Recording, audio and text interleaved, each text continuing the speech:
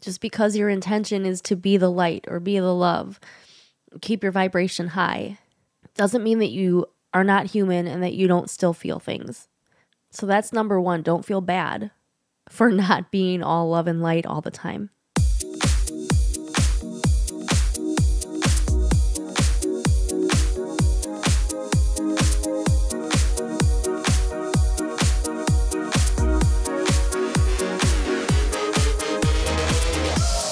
This is the Energy Within podcast, all about accessing, nurturing, and building your energy and the confidence to be fully yourself, step into your soul's purpose, and start taking action on it. My name is Carrie Jokala. I am your host. I am a Reiki master teacher, a fitness instructor, a wife, a mom to 2 little boys, and this is episode 137. And bear with me, because based on the title, it's not all love and light today. So I've seen a lot of posts in past months, not just recently, about making sure we don't always sit and pretend that everything is always love and light and unicorns and rainbows and whatever. And I hope that across this journey, I've done a good job of conveying that as well in my own terms, when I insist that we don't pretend that we're happy when we're not, that we're confident when we're really not. I've done a lot of episodes on how I don't really like the whole fake it till you make it idea. I don't think it's the way to go. And that we need to make sure we allow ourselves to feel what we're feeling without feeling guilty about it, without judging ourselves, without telling ourselves that we've somehow failed or there's something wrong with us because we're not always high vibe, that we're human. We need to remember that we're human, to be okay with being human, and to make sure that we process through the feelings. What doing that work consistently does, what practicing that does, is help us to process through these things faster. And faster could just be, maybe something that might normally take you a week to process through is taking 6 days instead of 7. Or instead of something bringing you down for the entire day, it only brings you down for part of the day, and then you're able to turn it around. So there's no time limit that you have to aim for. It's not like you need to be able to instantly flip a switch and be okay. While that would be an ideal situation, it's not always realistic. It depends on what the situation is and how also equipped you are to handle it. So how do we deal with things not always being love and light? I don't want to get into any specifics. I might bring up one topic, but that's it. But I'm sure you've noticed, I don't need to tell you, that it seems like every time we turn around, every new day that we wake up, there's something new that everyone is arguing about. And I'm not here to tell you who's right or wrong. I'm not here to get into what anyone's thoughts are on it, even what my thoughts are on different topics, because that's not the point. And as much as I want to sit here and be like, everybody stop fighting, because I don't believe we get anywhere through arguing and yelling at each other. I don't believe that we get anywhere through leaving rude comments or even sharing memes. I mean, has a meme ever changed your mind? I mean, that's all I'm asking. That's my nervous laugh. So the point is, there's always something out there that's dividing us. And I think it's an important reminder that everything is not always high vibe, that there is always the potential for something to be bringing us down. And in many cases, what if, in this instance, it's something more worldly where you just feel helpless and you don't know what to do? So I'll give you one of the examples. For me, one of the topics where I feel extremely helpless is child sex trafficking.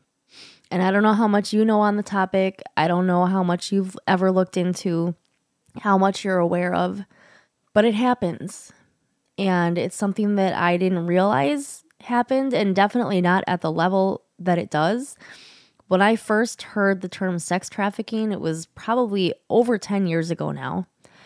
And my honest thought was kind of a little bit of a brush off, not necessarily in a rude way, but like, okay, well, these people who are getting into things that I might definitely not agree with and I wish would go away. Honestly, my thought was a lot of them get themselves into their own circumstance. Like maybe they chose to do that, and I don't know what anyone could do about it. And then I did some fitness classes at the Wisconsin Association of Women Police Conference a few years ago. And they invited me to, if I wanted to, that I could stay and listen to the lectures. And it was a 2-day thing. So I taught one class one day and another class the next. And the first day, the speaker was this super motivational, all about, that's where I first learned about box breathing. And it was talking about basically how police officers in particular are a group that need to really make sure they're stepping into self-care, which I'm sure a lot of them don't do because there's no time. It's easier, might make more sense logically to numb out rather than try to process through everything that you have to deal with on a daily basis. And the next day was all about sex trafficking, and not necessarily children specifically, but definitely underage, like teenagers and that sort of thing, which is still extremely heartbreaking. And then all of this kept getting kind of thrown in my face. Like I wasn't necessarily looking to find information on it a lot. Like I knew in my soul, I felt like somehow there was something that I was supposed to do, some way, somehow to be involved in fighting against this, because I was literally like gut punched listening to this lecture and really realized not only how prevalent it is, but how it's not always a choice. And I don't know statistics, but I would venture to say probably 90 or 95% of it is when you have someone who's capable of making their own choices, that it's not really by choice.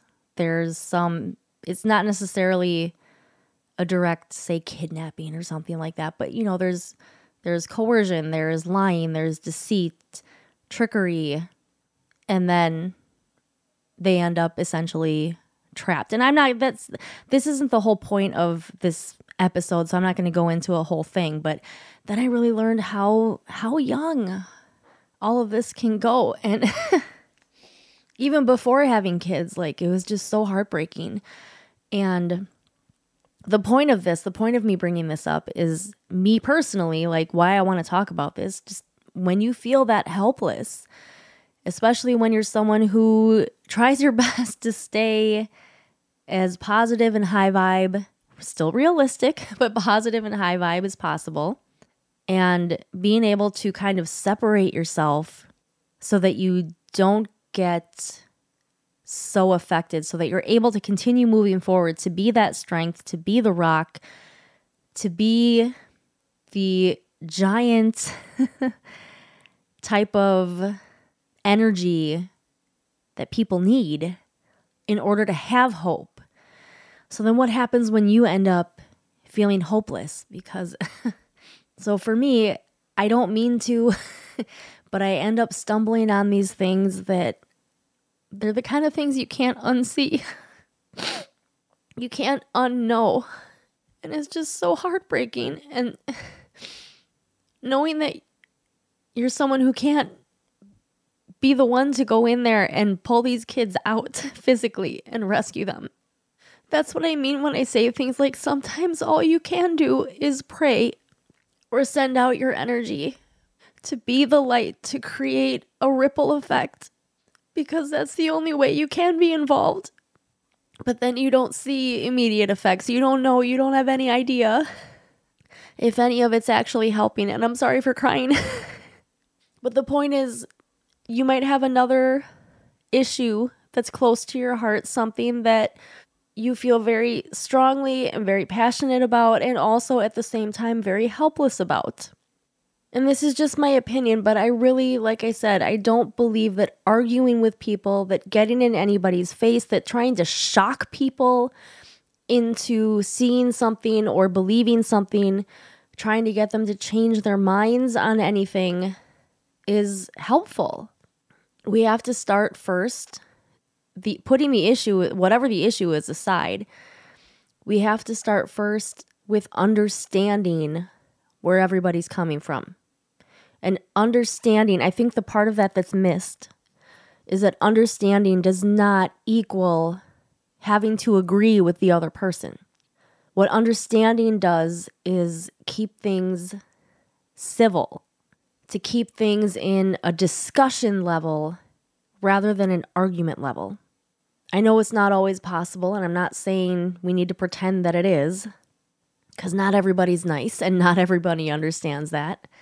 But if we can be the ones to remain calm, if we can be the ones to remain as solid as possible and be unshakable because we know what we believe and we know who we are and the kind of person we want to be, that's what opens up the possibility for open-mindedness, for more open conversations, and at least a stronger possibility of reaching an agreement or a conclusion or a solution, whatever the situation is.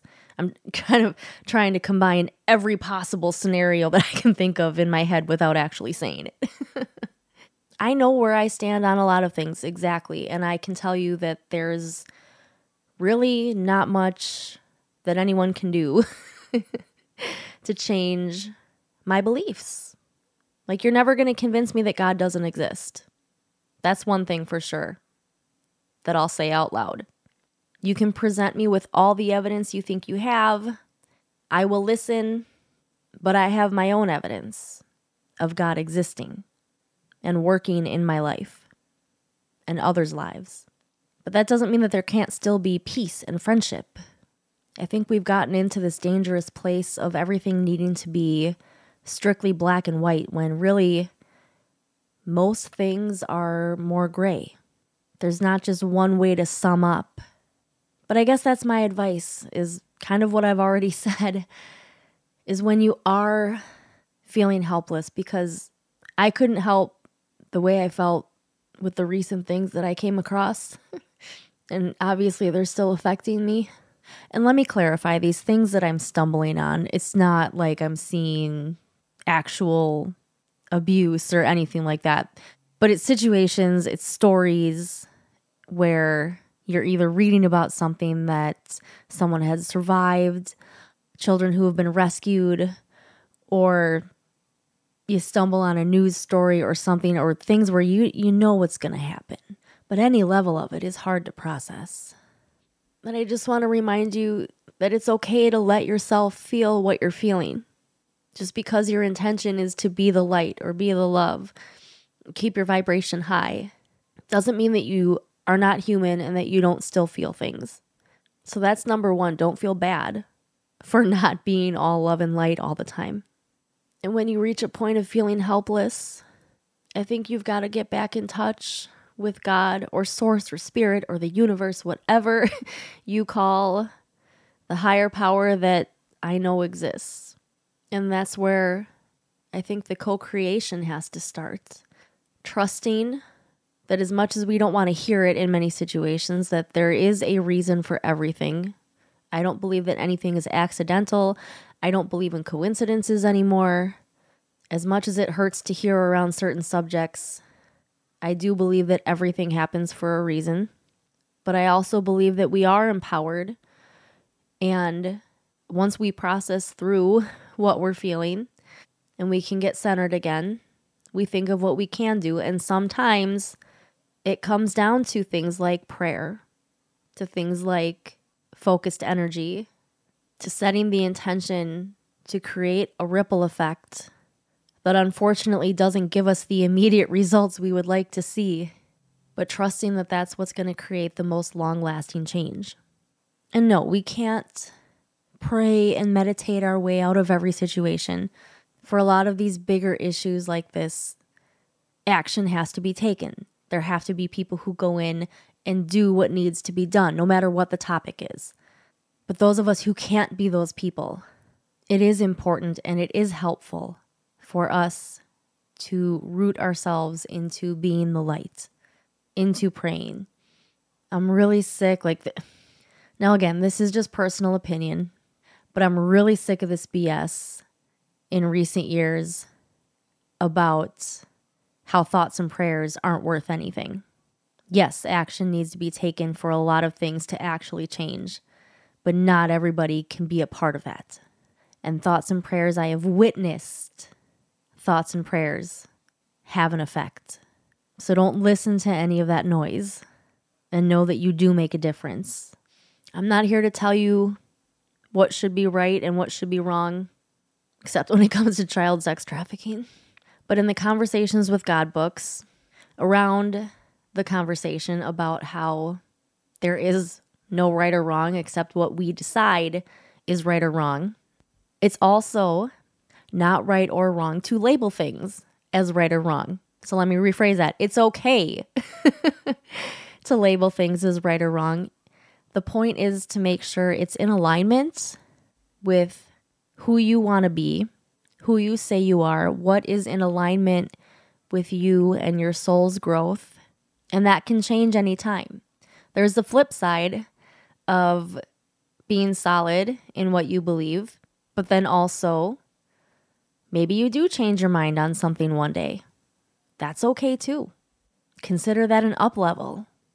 In deciding for yourself what you deem to be right and wrong, there has to be an acceptance that we all have free will, and that means that everyone else gets to decide for them what's right and what's wrong. And there also has to be an acceptance of the fact that there are still consequences, regardless of something is right or wrong. There's consequences, which can also be good or bad in relation to the things that we say and do. So I guess I'll leave you with this. If you believe that something small can make an impact, if we use an example like a chain starting of people paying for each other's coffee, one person pays for the person behind them and it starts a ripple effect. Maybe it lasts for a couple people, maybe it lasts for an entire morning. And then that positively affects the day of each person, both the people who did that and the people who received it. It's the same for anything else. So I know it's not the answer we want to hear when we feel helpless. And obviously there are more immediate physical things that we probably can and should do in certain situations. I'm not going to go into what any of those are. You know for yourself. But really learning to trust in the power of creating that ripple effect even on a bigger level. When it's a big, overwhelming issue.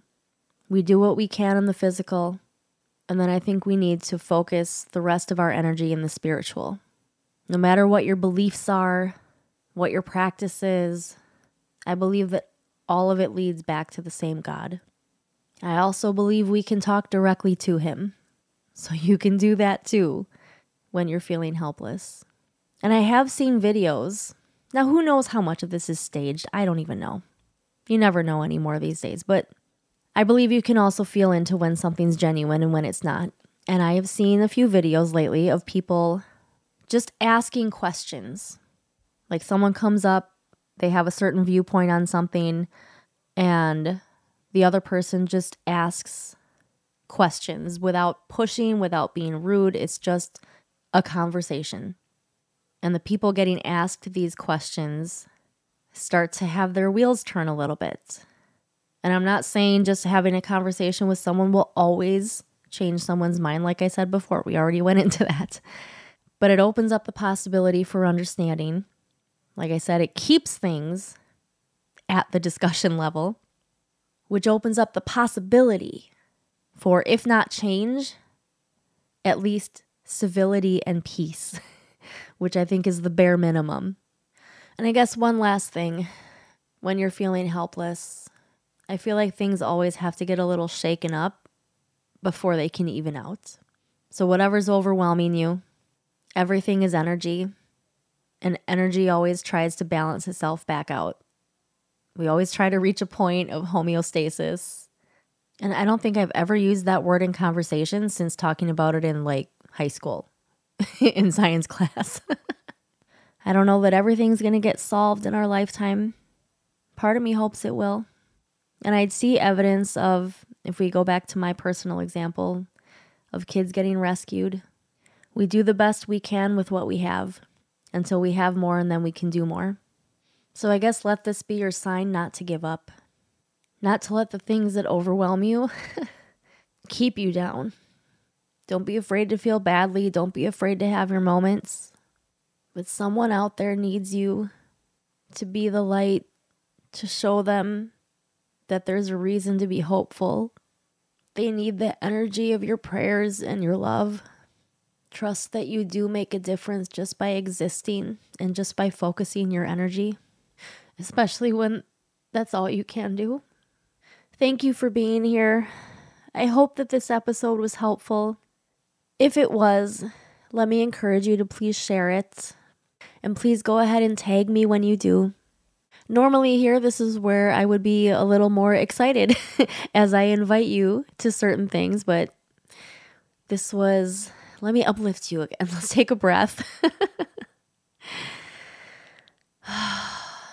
I'm happy you're here, and I know that things in this world will shake out. The light on this planet is getting stronger, and the light exposes what has been done in darkness. So it's not just that the light shines and then everything's better. It's that it shows us what needs to be worked on, whether it's on a personal level or a world level. So stay strong and don't feel bad in the moments when you don't feel strong. If you need energetic support, especially after this episode, please come and do a Reiki session with me. They are all online. Unfortunately, I no longer have the space available where I was able to possibly do some in-person sessions, just because locations and things changed for the person who I would have been renting from. So hopefully something else will line up in the future. For now, everything is back to 100% online. So no matter where you live, we can do a session together and we can focus on anything that you feel you need to focus on. If you have questions, please reach out and let me know. You can contact me through the website. You can jump into the Energy Within Facebook group, which hopefully I can get even a little more active inside coming up. And you can also message me on Instagram. So that's where we will wrap it up. Thank you so much for being here, and I will see you next time.